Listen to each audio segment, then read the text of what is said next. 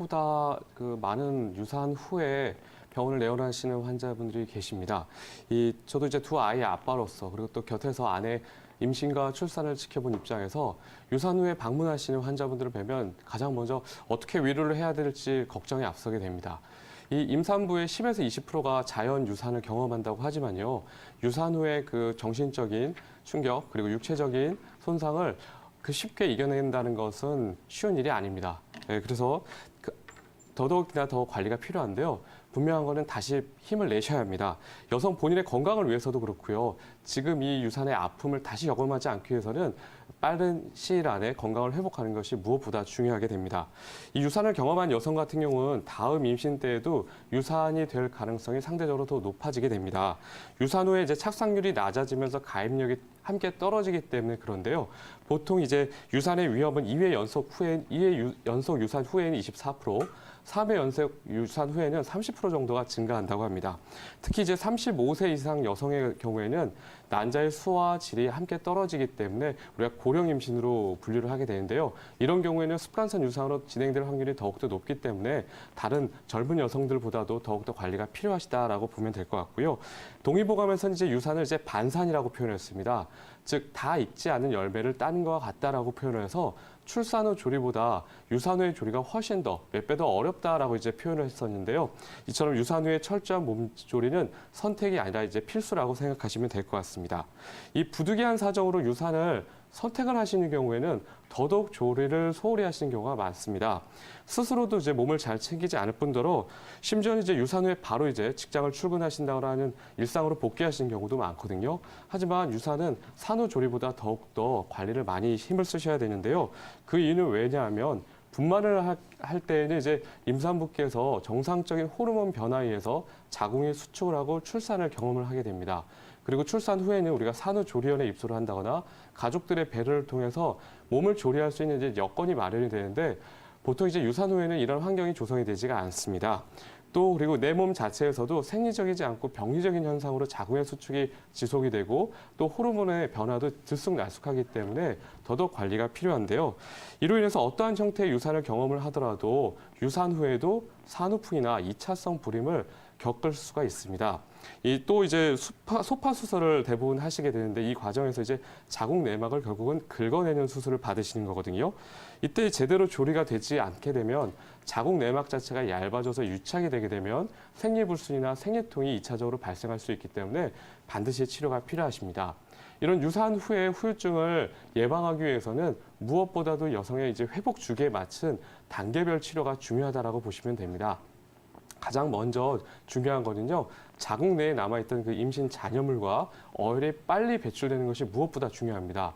이 임신 잔여물이나 어혈이 남아있는 시간이 길어질수록 역시 후유증도 발생할 가능성이 높아지기 때문에 바로 1단계 치료는 소파 수술 후에 최대한 빠른 시일 안에 시작하는 것이 그 무엇보다 중요하시다고 생각하시면 되고요. 2단계는 이제 유산 후 자궁 내막의 염증이라든가 유착을 방지해서 결국은 다시 정상적인 생리가 시작될 수 있도록 도와주는 것이 중요합니다. 보통 정상적인 회복이 이루어지게 되면 빠르면 1개월, 보통 이제 2개월 내에 이제 생리가 재개가 되는데 만약에 2개월에서 3개월이 지났는데도 생리가 다시 보이지 않는다면 유산 후에 조리가 적절하지 않았다는 신호일 수 있으니 반드시 그때는 병원에 내원하셔서 검사를 받아보시는 게 필요할 것 같습니다. 그리고 또 이제 특히 유산의 경험이 많을수록 여성의 나이가 많을수록 그리고 임신 유지했던 기간이 길었을수록 유산의 후유증이 더 높아지기 때문에 이럴 때는 좀 더 집중적인 예방 관리를 하신다고 생각하시면 되고요. 마지막 3단계 치료는 유산 과정에서 이제 출혈했던 그러니까 소모되었던 혈액을 보충하고요. 몸 전체의 신진대사를 높여서 컨디션을 높이는 게 굉장히 중요합니다. 그래서 이 단계별에 따라서 그리고 또 체질에 맞게끔 한약이 처방이 되고요. 이때 함께 하복부, 즉 자궁이 위치한 배꼽 아래 부위를 따뜻하게 해주는 단전 왕뜸이라든가 신부 온열 치료를 이제 병행하시게 됩니다. 이제 임신을 하게 되면 임신을 진단받고 나서 이제 정부에서 이제 국민 행복카드라고 하는 치료비 지원 바우처를 이제 받으시게 됩니다. 유산 후 조리에 있어서도 이 국민 행복카드를 적용받으실 수 있거든요. 그래서 한방 치료를 받으실 때는 바로 이런 국민 행복카드 혜택까지 같이 받으시면서 치료를 받으시면 더욱더 좋을 것 같습니다.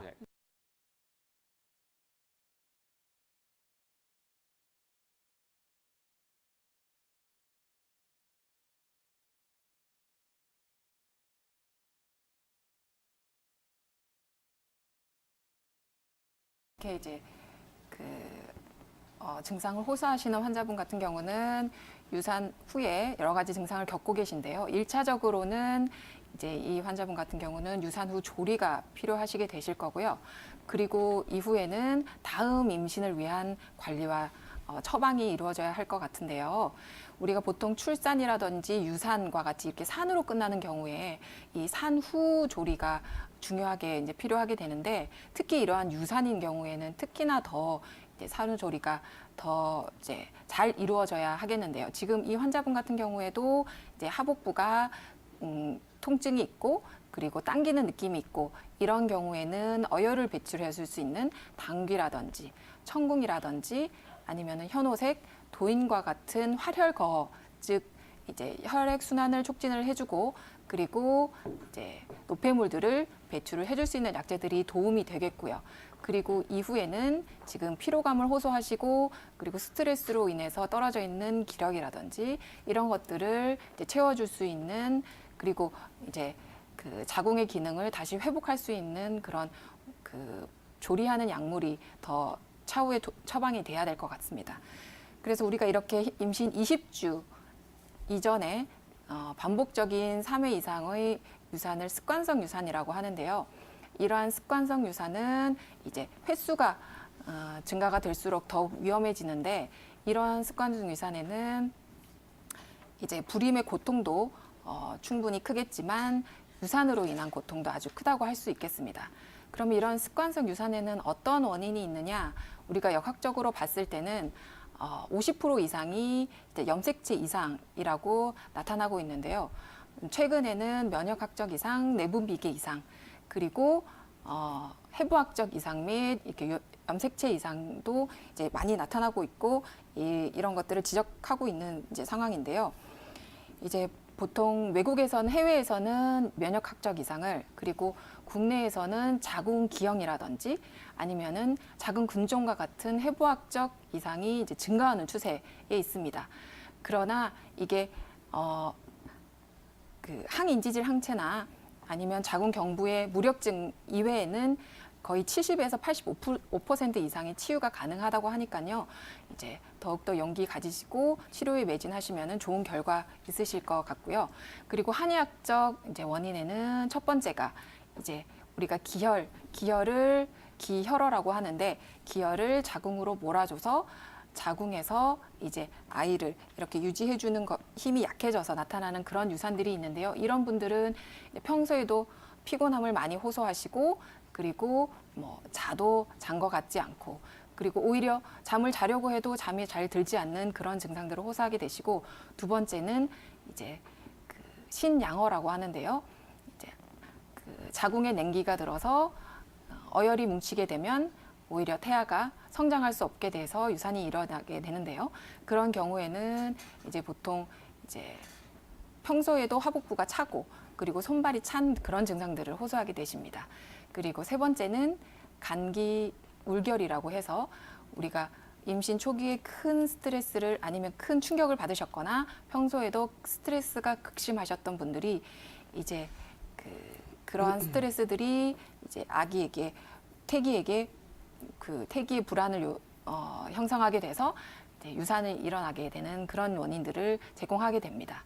그렇다고 하면 이러한 습관성 유산을 치료하여 이제 출산에 이르기까지 어떠한 관리들을 해줘야 되느냐? 첫 번째는 그 임신 전의 관리가 중요하다고 할 수 있겠는데요. 이러한 습관성 유산이 계속 일어나게 되는 경험을 가지신 분들은 무조건 임신을 하기 위해서 노력할 것이 아니라 그 이전에 몸을 먼저 만들어 주셔야 되는데, 우리가 몸이 오장육부가 튼튼하게 되면 유산의 확률도 떨어지게 되고, 특히 이제 배꼽 아래에 이 세 손가락 정도 아래쪽에 있는 관원이라든지 두 손가락 정도 떨어져 있는 기해라는 부분을 이제 따뜻하게 해주고, 가까운 뭐 한의원 같은 데서 뜸 치료를 해주시면서 이제 그쪽 부위를 이제 따뜻하게 해주시게 되면은 그 하복부의 혈액순환도 촉진을 해주시고, 그리고 노폐물의 제거도 도움을 받게 되어서 임신 확률도 높아지게 되고, 그리고 유산의 확률도 떨어지게 됩니다. 그리고 충분히 자국이 회복된 이후에 임신을 시도해 주시는 게 더 중요하다고 생각이 됩니다. 두 번째는 임신 중에 관리인데요. 우리가 임신을 하게 되면 이러한 습관성 유산을 하게 되신 분들은 초반에 이제 태반이 완성이 되는 16주까지는 절대적인 안정을 취해 주시는 게 중요하실 것 같고요. 그리고 출혈이 된다고 해서 다 유산이 되는 건 아니고요. 우리가 출혈이 아주 미세하거나 아니면은 통증이 없다고 하면 초반에 출혈을 경험한 임산부 중에서 50% 이상은 이제 임신을 유지하는 데 크게 문제가 없다는 보고가 있기 때문에 그렇게 걱정을 하시지 않으셔도 되겠지만 만약에 임신 중에 출혈이 발생을 한다면 빠른 이제 시일 안에 출혈이 일어나는 원인이라든지 이런 것들을 의료기관에 가서 진단을 해보시는 게 중요하다고 생각됩니다.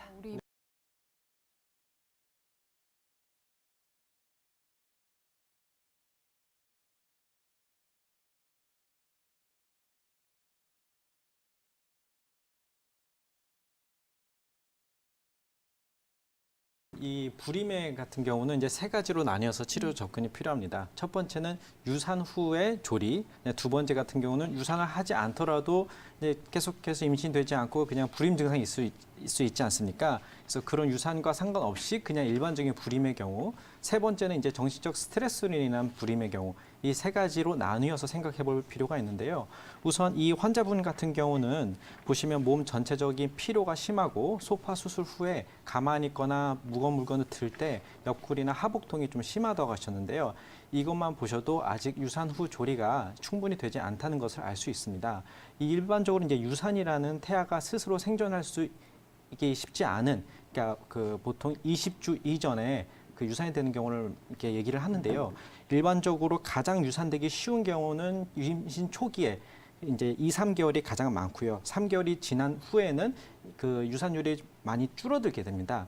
우선 가장 중요한 거는 유산 후에 남아있는 자궁 내에 태반의 일부 조직이라든지 이렇게 불순물이 남게 되면 그것이 염증을 일으키게 되고요. 심한 경우에는 또 출혈도 일으킬 수 있기 때문에 이것을 충분히 제거하고 또 남아있는 염증을 또 없애주는 것이 필요하고요.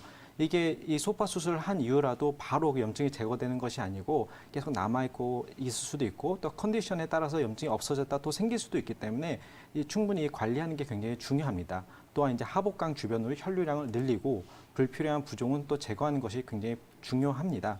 그러니까 두 번째로 아까 말씀드린 것이 유산을 꼭 하지 않았더라도 이제 불임이 있는 경우를 또 생각해 볼 수 있습니다. 이 불임이란 보통 생각보다 많습니다. 보통 부부의 한 10% 정도는 이제 불임이라고 하는데요. 이 임신 성공률은 보통 1년 이내가 80%고 2년 이내가 90%라고 합니다. 그리고 보통 이제 해가 여성분도 그렇고 남성분도 그렇지만 특히 이제 여성분 같은 경우 해가 갈수록 임신율이 떨어지기 때문에 특히나 35세 이상의 여성분, 이 환자분 같은 경우는 더욱더 주의해야 된다고 말씀드릴 수 있습니다. 특히 이제 여성을 떠나서 이제 불임 자체의 원인을 살펴보면요.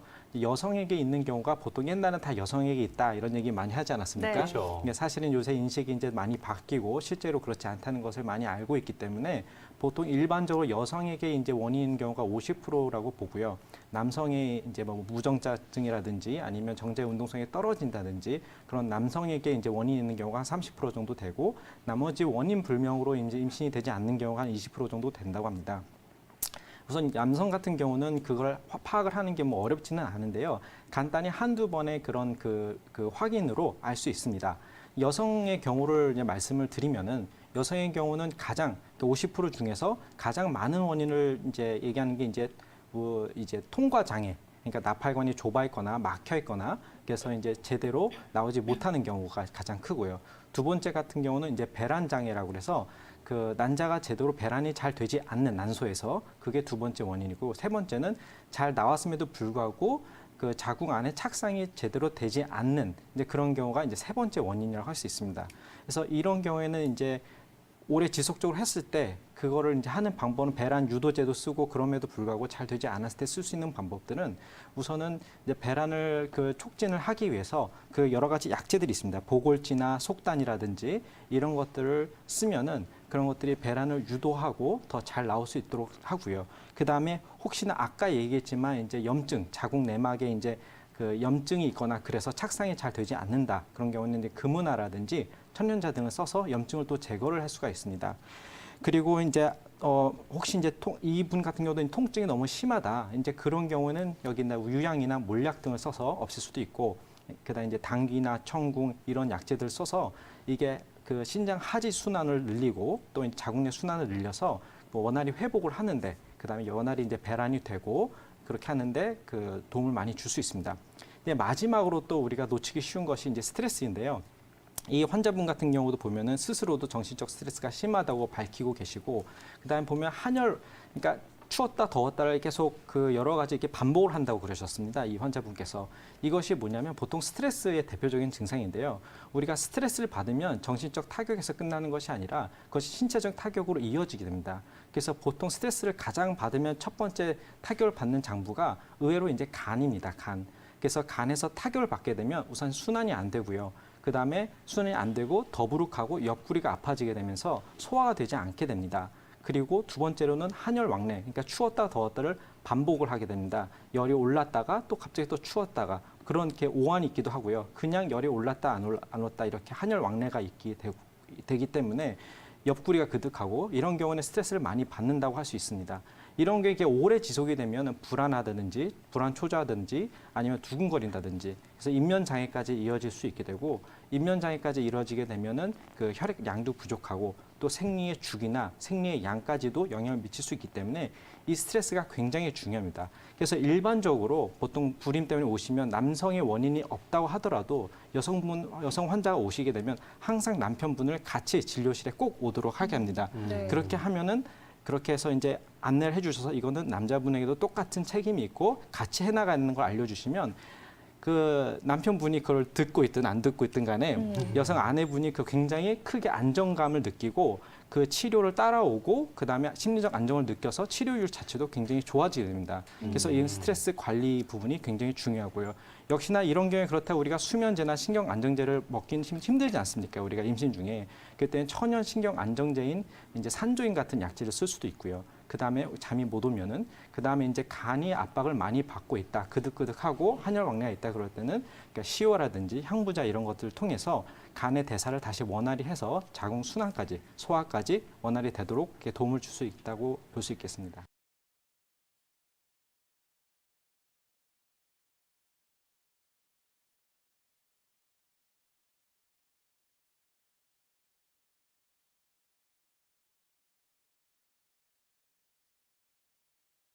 지금 환자분께서 계류유산 후 소파 수술로 인한 하복통과 그리고 이제 극심한 정신적 스트레스를 호소하고 계신데요. 이런 경우에 환자분의 연령과 또 계속된 유산으로 인한 컨디션을 고려했을 때 단계적인 목표가 중장기적인 목표가 필요하리라 생각됩니다. 우선 1차적으로는 호소하고 계신 통증과 그리고 극심한 스트레스 해소겠는데요. 먼저 소파 수술이 적절하게 이루어졌는지, 그리고 추후에 감염 요인은 없는지, 그리고 환자분께서 맥박이나 혈압이나 호흡의 양상이나 그리고 체온과 같은 기본적인 바이탈이 정상적으로 유지되고 있는지 확인하는 것이 중요하겠습니다. 그 후에는 이제 골반이나 요추 그리고 골반저 근육을 치료하고 그리고 가장 중요한 것은 소파 수술로 인해 손상된 자궁 내막이 원활하게 회복될 수 있도록 그리고 유착이 일어나지 않도록 치료하는 것인데요. 유착이 일어나는 것을 아슈만 증후군이라고 해서 추후에 임신이 어려워지거나 혹은 임신이 유지되기 어려운 컨디션을 만들 수 있기 때문에 이에 대해서 내막이 원활하게 회복될 수 있도록 한약과 뜸 치료 그리고 침 치료를 병행하시는 것이 좋겠습니다. 그리고 이제 환자분께서 만 35세 이상이시고 3번 정도의 유산이 있으셨기 때문에 이런 경우에는 상당 추후에도 유산을 또 겪게 되실 가능성이 높은데요. 그에 따라서 중장기적인 목표를 설정해 드리고 싶습니다. 우선은 임신을 또 다시 하실 수 있도록 도와드려야겠고요. 그리고 임신하셨을 경우에는 그 임신이 유지될 수 있도록 저희가 관리를 해드려야 될 것 같습니다. 그리고 임신이 유지가 잘 되었다고 하더라도 마지막에 출산이라는 관문이 있는데요. 출산이 이 환자분께서 고령이라는 점, 이제 35세는 고령은 아니지만 임산부의 연령을 고려했을 때는 고령 초산부로 속하기 때문에 이에 대한 관리가 중요하겠습니다. 임신을 위해서는 1차적으로 치료를 했던 임신 자궁 내막이 원활하게 회복될 수 있도록 적절한 치료와 함께 월경이 정상적으로 이루어질 수 있도록 그에 대한 치료가 필요하겠습니다. 그리고 임신이 유지되기 위해서는 임신이 왜 유지되지 못했는지 그에 대한 원인을 확인해 보는 게 중요하겠는데요. 임신이 유지되지 못하는 대표적인 이유는 가장 큰 원인은 사실은 원인 불명이라고 알려져 있습니다. 그러나 이제 염색체 이상이라던가 자궁의 구조적, 기능적 이상이라던가 황체 기능 이상이라던가 하는 그런 이유가 또 있겠고요. 그 외에도 이제 임신 중에 감염에 걸린다거나 아니면 갑상선 부신 기능 이상으로 인한 내분비 장애 그리고 면역적인 이상으로 인해서 임신이 유지되지 못하는 경우가 있습니다. 위에 이제 원인을 모르는 경우나 염색체 이상 같은 경우는 저희가 어떻게 해드릴 방법이 없지만 감염이라거나 아니면 내분비 장애라거나 면역 이상해 같은 경우는 저희가 치료를 통해서 도와드릴 수 있겠죠. 이 같은 경우는 임신을 하기 전부터 몸을 이제 관리하고 치료에 도움을 드리는 것이 중요한데요. 왜냐하면 임신 중에 적극적인 치료를 하기가 어렵고 그리고 이미 진행되어 있는 면역계 이상 같은 경우는 임신 중에 더욱 악화될 수 있기 때문에 이에 대한 치료를 진행하는 것이 좋겠습니다. 유산 같은 경우는 이제 12주, 보통은 이제 20주 이내에 유산을 네. 하게 되는 경우를 유산이라고 부르고 그 후에는 출산을 할 수 있기 때문에 조산의 영역에 속하게 됩니다. 그러면 유산을 두 가지로 나누면 12주 이전에 출산을 하게 되는 경우 조기 유산, 대부분 여기에 속하게 되고요. 그 중에서도 6주에서 10주 사이에 일어나는 경우가 가장 많습니다. 그리고 그 후에 일어나는 20주 이내에 일어나는 유산 같은 경우를 후기 유산으로 분류할 수 있습니다. 그리고 이제 환자분처럼 3회 이상 유산을 한 경우에는 습관성 유산으로 분류하게 됩니다.